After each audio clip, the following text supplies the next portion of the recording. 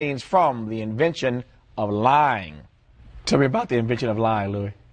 Well, it's a movie directed by Ricky Gervais and Matt Robertson. They also wrote the screenplay together, and it's it's about a world, an alternate universe, kind of where nobody's ever told a lie. Right. Like it's never occurred to anyone to do it. So this guy gets the power to lie, and because no one's ever done it, anything he says is taken as pure gospel. So it's a really well done premise. Yeah. Imagine that, a world without lying. Yeah. Yeah. So what do you make of what our world would be like if nobody could lie? Well, there wouldn't be any pretense. Yeah. There wouldn't be politeness. Yeah. There wouldn't be, imagination. People don't tell stories. People don't make up stories in that world. So the way they depict it in the film, it's very kind of drab, and people just get what they can. You know, you work and you get some money, and then you die. So that's kind of what it would be like. That's the trade-off for being able to lie through our teeth like we do. Exactly. Yeah, we get all this wonderful creativity because lying is an option. Yeah, I don't know. I've tried to do away with lying in my life in the last few years. Yeah. But it's hard. How's that working for you? It's really difficult. It's really difficult. But in the end, if you can seize it as a rule, it actually starts to get better. Yeah. Like all the moments where you used to lie, if you tell the truth, you find something on the other side that's very exciting. Yeah. So since you've been there, what's on the other side? Well, loneliness and poverty. Yeah. And no, but there's a release. You know, there's a lot of old sayings about it. I think it was Mark Twain or somebody. They just give everything to Mark Twain. Yeah. That if you always tell the truth, you don't have to remember anything. Right. So it does simplify life that way. Yeah. I'm not asking for specifics unless you want to offer them, because I think it's a noble effort on your part to try to do away with lying. But on those occasions when you find yourself lying, what kinds of things are you lying about? Well, when I was younger, I lied all the time because once you understand the power of lying, it's really like magic. Because you transform reality for people. Right. If you did something wrong and somebody says, "Did you do that?" You just go, "Nope," and you didn't do it. And then you spend a lot of energy maintaining that universe that you've created through lying, and it's hard.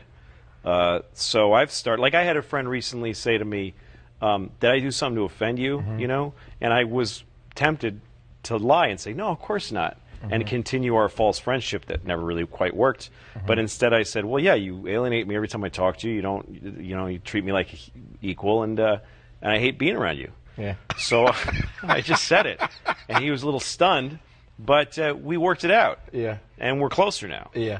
So I think in the end the truth is better. It's harder, but it's better. You think that, to your story now, and I'm thinking now of what was the film, how could I forget it? You Can't Handle the Truth, Tom Cruise, Jack Nicholson. Right. You think people could we handle being told the truth more often?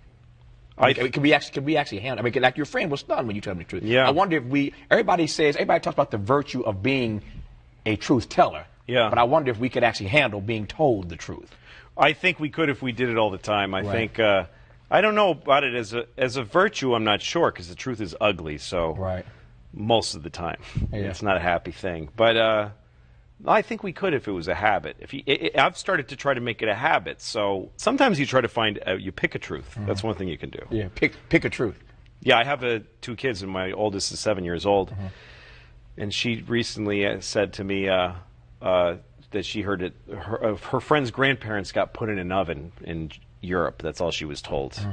And I was like, oh, and she said, is that true? Do people put each other in ovens? Like she asked it that simply. And I kind of wanted to say, nope, it's never happened. Yeah.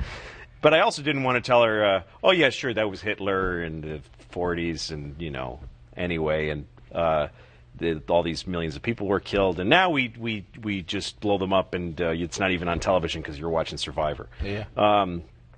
But I picked a truth that I could say, which is I don't know if I should tell you that right now. Right. Like rather than making something up, you can also tell somebody, I need to hide the truth from you for a couple of years. And she said, okay. Yeah. She was like, yes, please. So. Well, kids, I hear your point, and that might be a strategy that works with kids. Yeah. Better than adults.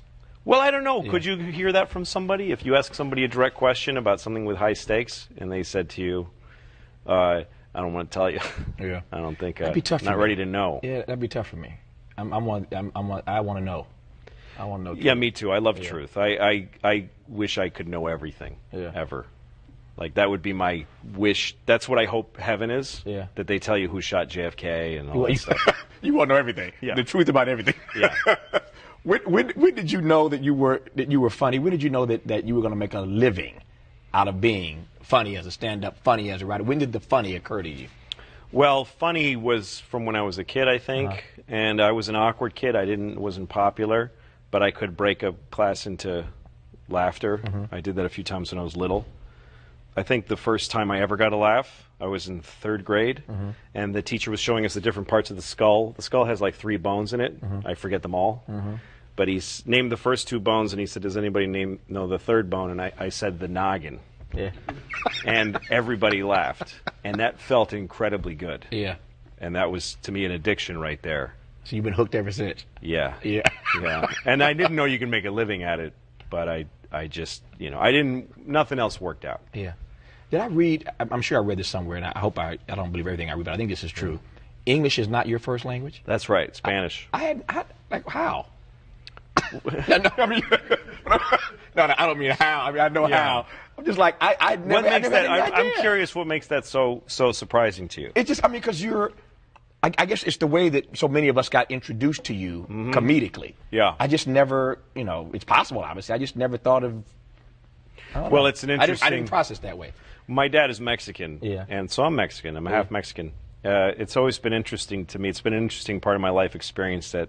My dad was a Mexican and moved here. Well, he came here to go to summer school and met my mother, who's American. But anyway, we lived there for a lot of years. I was born here, but we lived there from when I was like a baby till I was about 7 years old.